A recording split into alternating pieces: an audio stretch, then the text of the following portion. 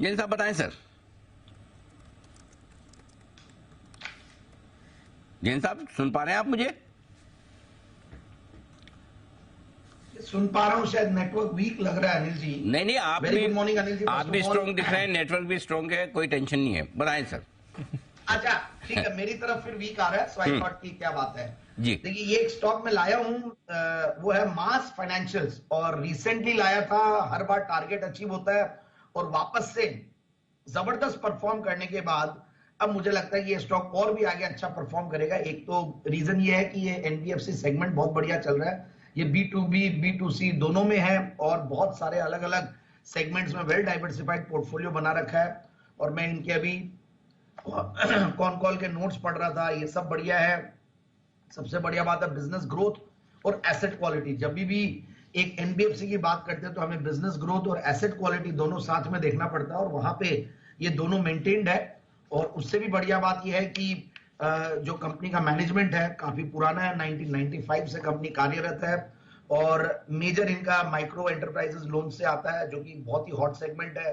SME loans है, two wheelers और commercial vehicle loans भी है, और एनपीएस को काफी कंट्रोल, जैसा मैंने कहा कि वो कर रखे हैं। तो वो एक सबसे बड़ा रीजन है कि मैं, और प्लस मैं price to book value multiple देख रहा था, तो एज कंपेयर टू अदर्स मुझे उस लिहाज से भी सस्ता लगता है।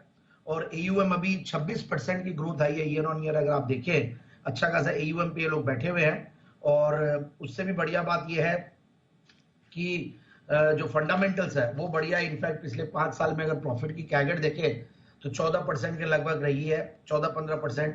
सेल्स की कैगर 15-16% के लगभग रही है, और प्रोमोटर्स की स्ट्रॉन्ग शेयर होल्डिंग है, that is very important. Share holding pattern अच्छा रहता है तो और भी कॉन्फिडेंस आता है। कोई भी चीज अच्छी होती है तो बहुत जल्दी रिएक्शन आता है।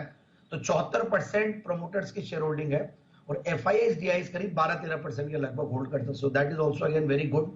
क्वार्टरली रिजल्ट्स देख रहा था तो बहुत बढ़िया रिजल्ट्स आए। इनफैक्ट इस बार 46 करोड़ के पैट के सामने जून 2022 वाले क्वार्टर में 46 करोड़ का पैट था, उसके सामने 58 करोड़ का पैट, और पिछले 4 क्वार्टर से कंटिन्यूअसली 50s में है। मतलब 50s का मतलब 50 करोड़ के ऊपर कमा रही है। तो इसलिए टीटीएम बेसिस पे भी 217 करोड़ का जो पैट है वो हाईएस्ट एवर पैट है, और कंपनी की मार्केट कैप 5000 करोड़ की है। और उससे भी बढ़िया बात यह है कि जो इनके शेयर होल्डिंग पैटर्न है उसमें डीआईआईज, काफी सारे रिनाउंड डीआईआईज है जिनके पास मेजर शेयर होल्डिंग है, और बंधन स्टर्लिंग वैल्यू फंड ने तो इनफैक्ट अभी इसमें रिसेंटली वो बढ़ाया हुआ है। सो ओवरऑल मुझे लगता है कि इस स्टॉक को बिल्कुल इस लेवल पे लेना चाहिए। मैं टारगेट देना भूल गया था, और 1030 से लेकर 1050 का टारगेट।